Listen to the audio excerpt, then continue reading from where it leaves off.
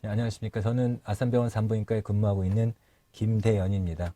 오늘 제가 말씀드릴 내용은 난소암의 조기 발견을 위해서 어떤 방법이 있을지 저희가 환자분들의 궁금하신 쪽 위주로 설명을 드리겠습니다.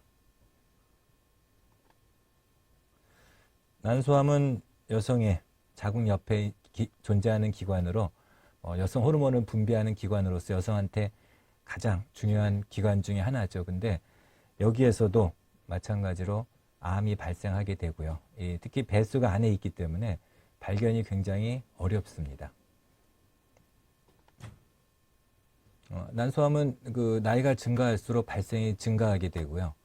또 난소암의 병기는 나중에 보시겠지만 뱃속에는 전혀 벽이 없이 다 통해 있기 때문에 주로 발견된 것은 복강 내에 전부 다 퍼진 주로 3기에서 주로 발견이 됩니다. 난소의 증상은 처음에는 당연히 증상이 없겠죠. 그리고 시간이 갈수록 뭔가 특히 많은 분들이 이상한 막연한 소화장애 또는 배가 좀 더부룩하다, 통증, 그다음에 충만감, 좀 지나면 체중 감소도 올 수 있고요. 그다음에 가끔 하열 같은 것도 있을 수 있고 나중에는 본인께 환자분이 직접 만져져서 환자 병원에 찾게 되는 경우도 많이 있습니다. 난소암의 진단은 처음에 환자분이 오시면 당연히 저희가 진찰을 하고요. 또 요즘에는 어느 병원이나 바로 초음파 기계가 바로 옆에 있기 때문에 항상 초음파 기계를 통해서 초음파 혹을 보게 되고 난소 이상 소견이 있는 경우에 우리가 특히 이 환자분처럼 단순한 물혹이 아니고 뭔가 암이 의심되는 소견이 보일 때는 추가로 더 정밀한 영상 검사, 저희가 보통 얘기하는 CT, MRI, 그다음에 PET, PET라고 하는 검사를 저희가 하게 됩니다. 그리고 또 하나 저희가 하게 되는 것이 요즘에는 모든 병원에서 거의 다 시행하는 게 종양 표지자, 그래서 우리가 난소암에 대해서는 보통 로마라고, 의사들은 로마라고 부르는 혈액 검사가 있습니다. 그래서 우리가 난소암 수치라고 보통 부르는 CA125와 그다음에 H4, 그다음에 폐경 유무를 조합해서 특수한 알고리즘이 있습니다. 그걸 통해서 몇 퍼센트가 로마 값이 나오게 되고 거기서 난소암의 고위험이다, 저위험군이다 판독이 나오는데, 이것 때문에 요즘 최근에 많은 환자분들이 저희 고위험군에 속했을 때, 물론 고위험군이라고 해서 다 암이라는 게 아닌데도 불구하고 굉장히 걱정이 많이 하고, 실제로 의사들도 저 로마 값을 퍼센트로 과연 암이다 아니다 진단에는 참고는 할 수 있어도 우리가 확정적으로 보지는 않습니다.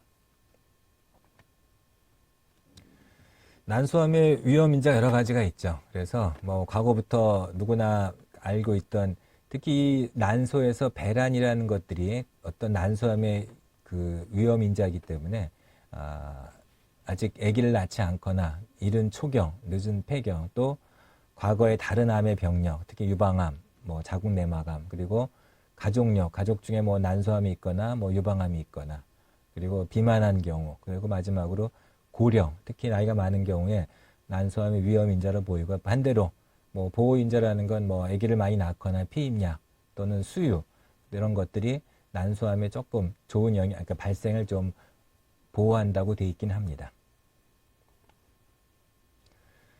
가족 중에 우리가 유방암이나 난소암 병력이 있다면 어떤 증상이나 어떤 문제가 없더라도 최소한 가계도 검사를 후에, 그 다음에 아까 말씀드린 BRCA라고 하는 유전자 검사가 있습니다. 그래서 그거를 통해서 우리가 앞으로 난소암 발생의 예측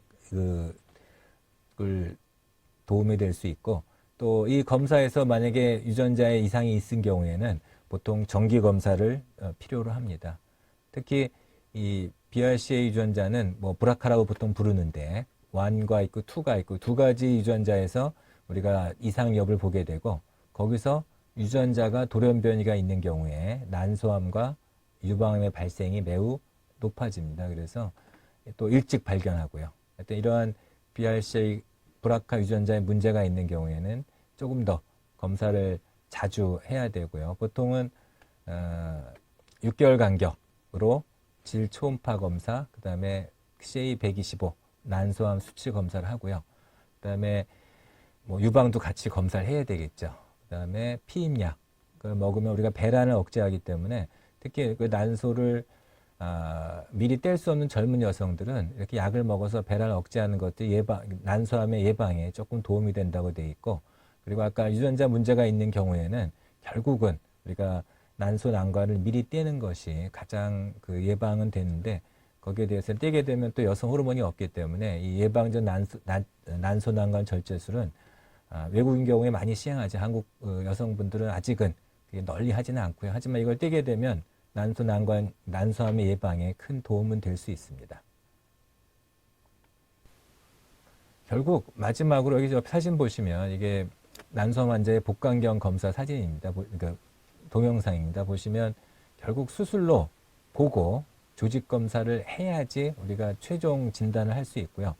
이 난소는 보시다시피 이쪽 아래쪽에 있지만 이 간에까지 벌써 이 환자분도 특별한 증상이 없이 그냥 단순한 소화불량인데 뭐 벌써 간에까지 다 퍼져 있고요. 복수도 차 있고 이런 식으로 특히 난소 이 옆쪽에 뒤쪽에 이런 암이 번지게 되고 이 대장 쪽에, 그래서 이 난소 환자 경우에 대장 증상 같은 게 소화불량 장애 같은 게 많이 나오게 됩니다. 그래서 이러한 그 진단 복강경이나 수술을 통해서 결국은 조직 검사해서 현미경으로 암이 확진되는 게 난소암의 최종 진단입니다.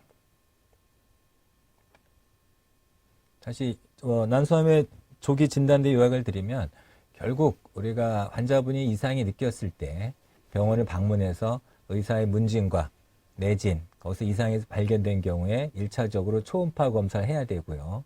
또 동시에 혈액 검사로 CA125라고 하는 종양 표지자 상승을 확인하고, 거기서 난소암이 의심되면 우리가 CT, MRI, 뭐 요즘엔 페트 검사를 같이 시행할 수 있고요. 하지만 최종 진단은 최종 검사는 결국 아까 보시는 진단 복강경 또는 개복 수술을 통해서 이러한 수술로 조직 검사를 하는 것이 난소암의 최종 진단이 되겠습니다.